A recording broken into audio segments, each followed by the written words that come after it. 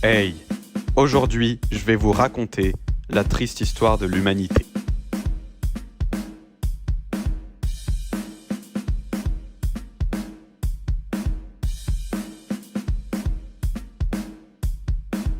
Tout a commencé il y a je sais plus combien d'années, quand deux mecs artistes dans l'âme ont peint leurs traces de pied sur les murs de la grotte de Lascaux à côté de mammouths enragés.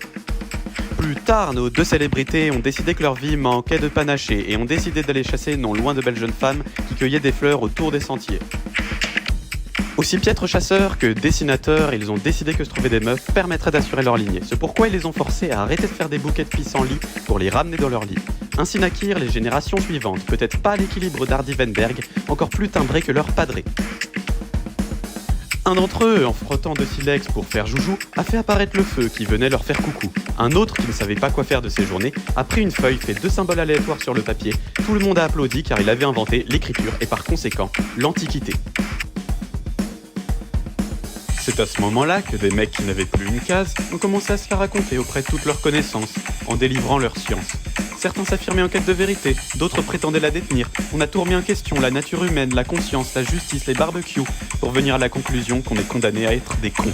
Tellement abrutis qu'on s'est foutu sur la gueule. Ce qui a donné les guerres, enfin, c'est pas moi qui le dis, mais Clausewitz.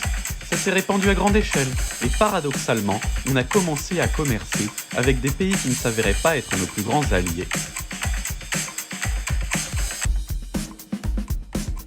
Dans un autre temps, des leaders de sectes un peu tarés se sont rassemblés et ont créé la religion, un concept si fédérateur qu'il est devenu la première cause de mortalité dans ce monde en division.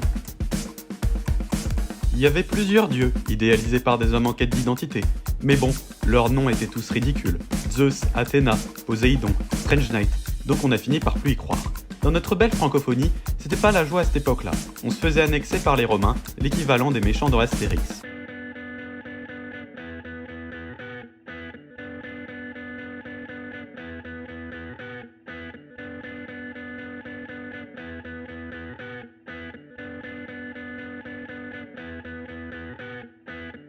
Dans mon souvenir le plus lointain, c'est à ce moment-là que le racisme a germé, entre Romains un peu mesquins et Gaulois un peu teubés. Le cerveau de ces derniers était tellement grillé qu'ils n'ont pas vu arriver des charlatans à perruques et bijoux démodés, autoproclamant que le territoire leur appartenait. C'est ainsi que des centaines d'années durant, un régime de terreur et d'inégalité s'est installé, entre bourgeois, papautés, tiers-états et catholiques et protestants, autour desquels un chef suprême gravitait, gros bébé affamé par le pouvoir, réclamant de plus en plus de territoire.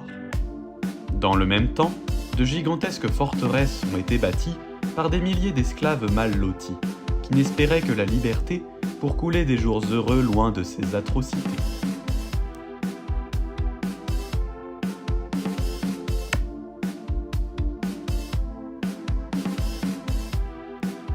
Ainsi sont nés les châteaux forts, dans lesquels des milliers de chevaliers se préparaient à affronter des hommes qui ne souhaitaient que leur mort.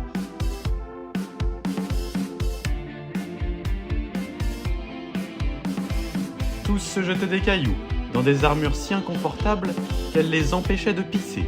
Des catapultes propulsées mettaient cependant un terme à leurs problèmes de vessie inassumés.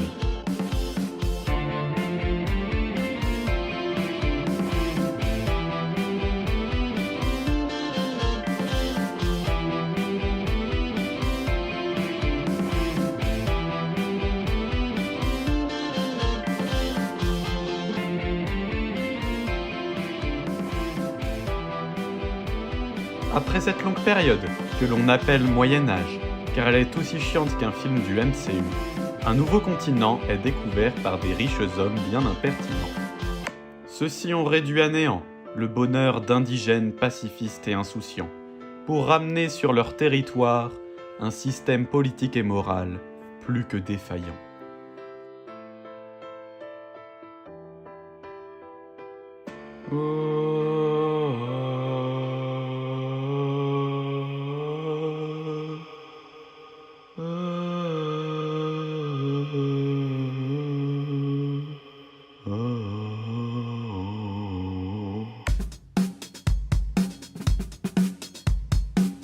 Des procès ont eu lieu pour juger des assassinats perpétrés contre ces peuples, autrefois très nombreux, comme la controverse de Valladolid, opposant le charismatique Las Casas contre le diabolique Sepulveda.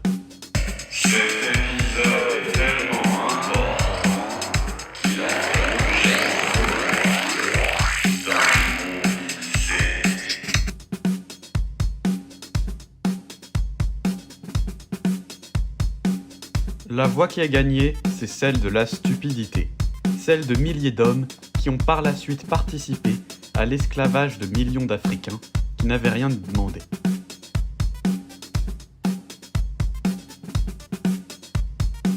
La raison n'est pas morte, du moins je ne crois pas, car le siècle des Lumières a permis le développement de la culture, de la sagesse et du bien-être dans la médiocrité ambiante de cette humanité. Ils ont tout remis en question, à savoir les concepts foireux de torture, de guerre et de religion, et permis la révolution, celle de 1789, qui entraînait l'abolition des 3 ordres drainés par une malédiction. Puis d'autres auteurs arrivent, des Baudelaire, Hugo et Arthur Rimbaud, qui n'ont pas caché leur dégoût de ce monde en perdition. Tous ont déclamé leur volonté d'atteindre la beauté, celle qui ne semble plus exister dans ce monde plein de crasse et de cruauté.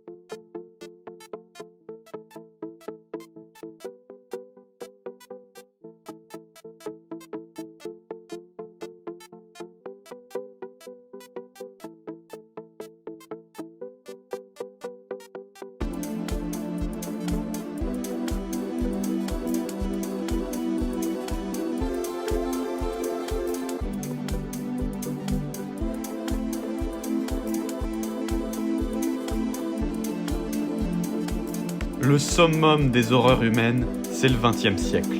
L'apogée de la monstruosité, incarnée par des Staline, Franco, Mussolini, Hitler ou Pinochet, des démons à la voix plus forte, plus écrasante et plus oppressante que la majorité. Qui ont imposé leur idéologie raciste, antisémite, anti-opposition, anti-liberté des femmes, des homosexuels, des juifs, bref de tout, jusqu'à fliquer le moindre geste de chaque individu de la population, qui ont banalisé la mort dans des camps d'extermination, jusqu'à la faire réciter dans la tête des aliénés de leur nation.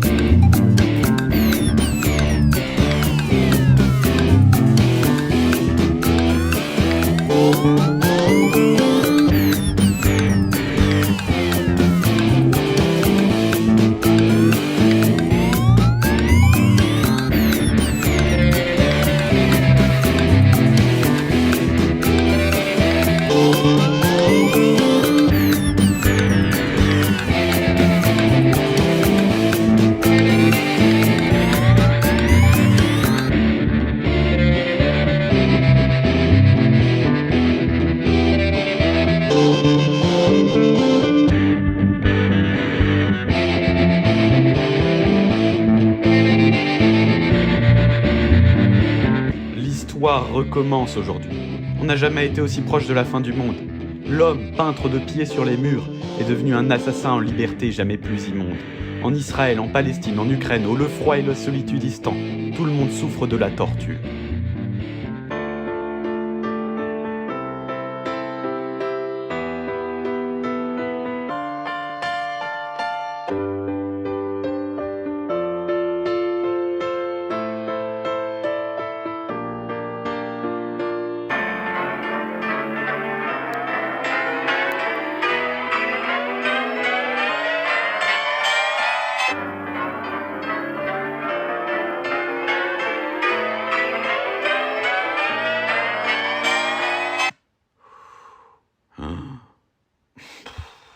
On n'a rien appris, rien reçu. Je vois la fin approcher. Ma dernière volonté serait de réécouter le brouhaha du samedi soir pour me remémorer les bons souvenirs d'un monde innocent qui n'a jamais existé.